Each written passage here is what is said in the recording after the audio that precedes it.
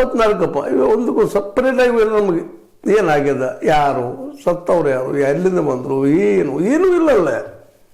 ಸತ್ರು, ಪೋಸ್ಟ್ಮಾರ್ಟಮ್ ಮಾಡಿದರು, ಅವ್ರು ಯಾರು ಗೊತ್ತಾಗಲಿಲ್ಲ, ಹೋಗೋಗ್ಬಿಟ್ರು ಒಂದೇ ದಿನದಲ್ಲಿ. ಸ್ವತಂತ್ರವಾದ ಮೀಡಿಯಾಗೆ ಬೇಕಾಗಿರುವುದು ಸ್ವತಂತ್ರ ಧ್ವನಿ. ಆ ಸ್ವತಂತ್ರ ಧ್ವನಿ ಉಳಿಸಲು ನೀವು ಮಾಡಬೇಕಾದದ್ದು ಇಷ್ಟೇ. ಅದೇನಪ್ಪಾ ಅಂತಂತಂದ್ರೆ, ನಿಮ್ಮ ಕೈಲಾದಷ್ಟು ಸಹಾಯ ಈ ಚಾನಲ್ಗೆ ಮಾಡಿ ಹಾಗೂ ನಿಮ್ಮ ಧ್ವನಿಯನ್ನು ಕಾಪಾಡಿಕೊಳ್ಳಿ. ಇಂಥ 74 ಪ್ರಕರಣಗಳು ಉಳಿದು ಬೇರೆ. ಈಗ ಸಾಕಷ್ಟು ಆರೋಪಗಳಿದ್ದಾವೆ. ಸರ್ಕಾರ ಅಂದರೆ ಇಲ್ಲಿ ಪೊಲೀಸ್ ಏನು ಮಾಡಿತ್ತು ಆ ಸಂದರ್ಭದಲ್ಲಿ, ಏನು ರೆಕಾರ್ಡ್ಸ್ ಇದೆ? ಒಬ್ಬ ವ್ಯಕ್ತಿ ಸಾಮಾನ್ಯನ, ಒಬ್ಬ ವ್ಯಕ್ತಿ ಬಗ್ಗೆ ವರದಿ ಮಾಡಲಾರ್ದ ಹುಗಿಯುವಂಥದ್ದು ಅಥವಾ ಮತ್ತೇನು ಮಾಡುವಂಥದ್ದು, ಇವ್ರಿಗೆ ಯಾರು ಅಧಿಕಾರ ಕೊಟ್ಟರು?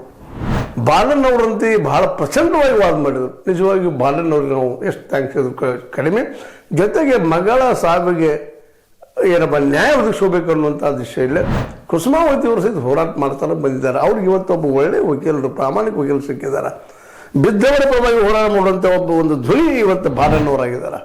ಅವ್ರು ಇವತ್ತು ಈ ಕೇಸುಗಳನ್ನು ಎತ್ತರಿಸಿದಾಗ ಈ ಮೊದಲು ವರದಿ ಬರಲ್ರಿ ಅಂತೇಳಿ ನ್ಯಾಯಾಧೀಶರು ಹೇಳಿದ್ರು. ಖುಷಿ ಇದು ಸಂದೇಶ ಸಹಜವಾಗಿ ಇದ್ರ ಹಿಂದಿದ್ದಂಥ ವ್ಯಕ್ತಿಗಳು ಯಾರಿದ್ದಾರೆ, ಈ ಸಾವುಗಳ ಹಿಂದಿದ್ದಂಥವ್ರು ಯಾರಿದ್ದಾರೆ, ಏನಿದ್ದಾರೆ, ಅತ್ಯಾಚಾರಗಳಾಗಿರ್ಬೋದು, ಕೊಲೆಗಳಾಗಿರ್ಬೋದು, ಇನ್ನೂ ಏನೇನೋ ಶಬ್ದಗಳೆಲ್ಲ ಹೇಳಲಿಕ್ಕಾಗಲ್ಲ. ಆ ಜನರು ಇವತ್ತು ಭಯ ನಿಶ್ಚಿತವಾಗಿ ಹುಡ್ತಾ ಇದ್ದಂತೆ.